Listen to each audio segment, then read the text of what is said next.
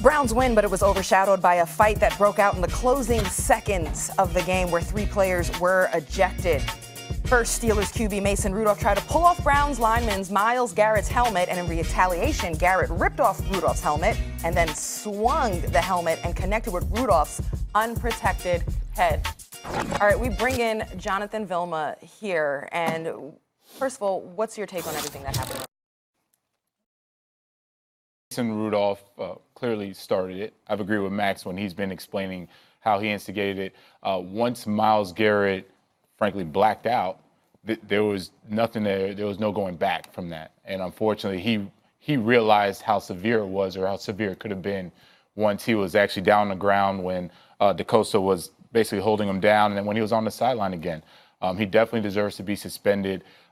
I believe 10 games is a good suspension, and it's not for the action, it's more for the perception and how the fans are looking. Every time I see, I was in the back there, I'm in the green room, I'm watching a fan take a look at it, and they say, oh my God, that's so bad.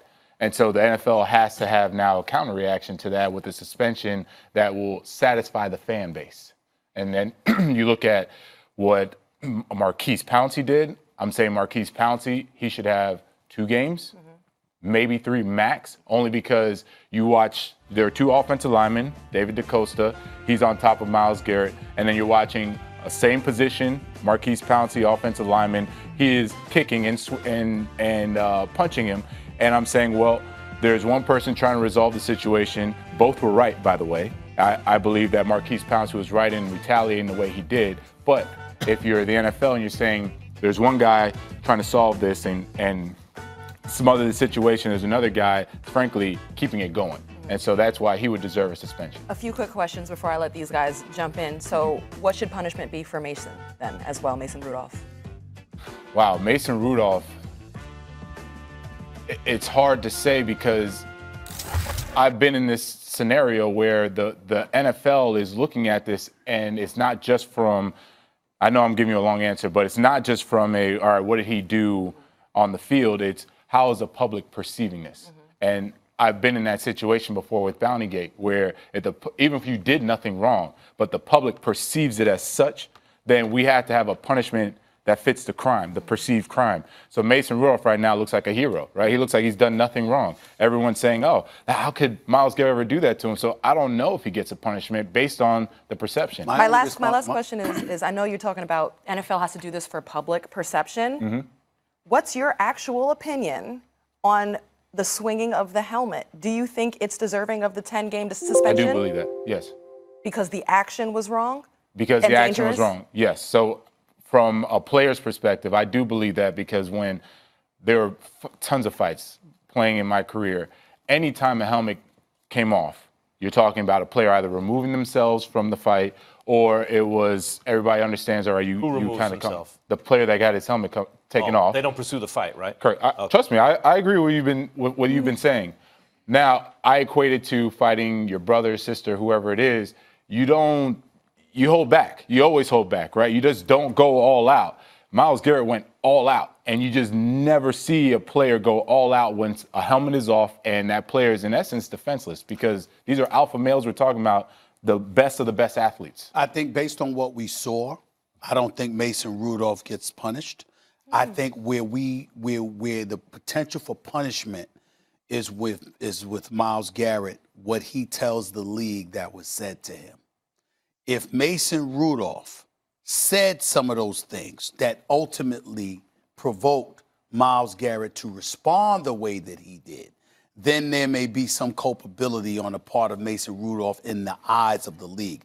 Based on the video, even though we saw Mason Rudolph trying to grab at his helmet or whatever. And kick him in the groin. It was after. Yeah, I didn't see that. Yeah, I saw it. I'm not debating it. But that was after how Myles Garrett drove him into the ground, which, by the way, was a penalty. Not to mention the fact that it was 8 seconds left, the game was decided, et cetera, et cetera. So Mason Rudolph reacting that way, that to me would be a penalty and nothing more. But if Myles Garrett says, he called me something, he said something to me, he provoked this, that's when Real quick, I think there's one more. I think that's right, but I think there's one more issue, and I think it's actually why Mason Rudolph must be punished, even for the optics of the NFL. if there's no punishment for Mason Rudolph, then almost any punishment for Myles Garrett, there will be those who say it's not enough. That his reaction to Mason Rudolph's antagonism was so disproportional that now he really needs to be, really disciplined by the NFL. However, if the NFL suspends Mason Rudolph a game or two, I'd say a game. I would say if you want to say 3 or 4 games, let's say 4 games for Myles Garrett, a game for Mason Rudolph. You want the rest of the season, 6 games, okay. A game for Mason Rudolph. Then what people will think is, wait a minute. There was some culpability on the other side. Right. Otherwise, the story just becomes bad Myles Garrett, Mason Rudolph's victim. Started the fight, escalated the fight, continued the fight.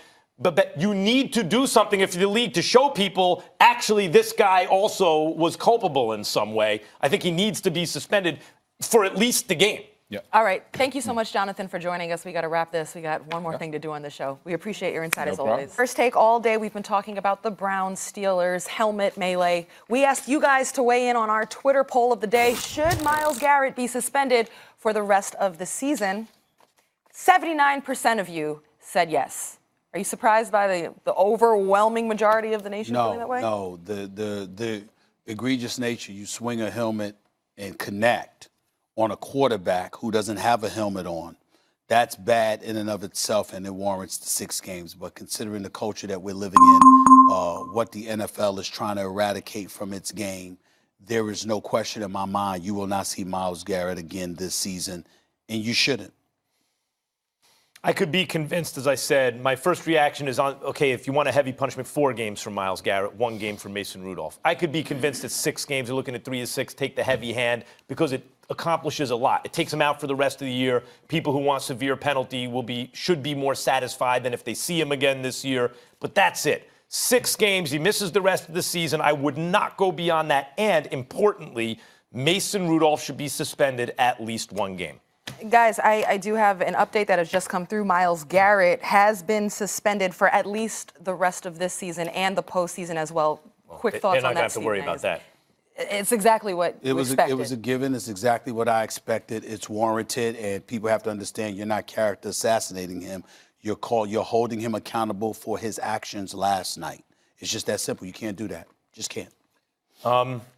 As I said, if that's the heaviest hand they use, I'd sign up for that. I think that accomplishes a lot. Again, importantly, Mason Rudolph, who started the fight, escalated the fight, and continued the fight, should also be suspended a game. I'm sure we'll be hearing a lot more coming out of this entire altercation and situation. More suspensions and fines will be coming. Absolutely. Trust me. Absolutely. So make sure you stay tuned. Thank you for watching First Take. That's it for us. Coming up next is Coast to Coast. Stay tuned.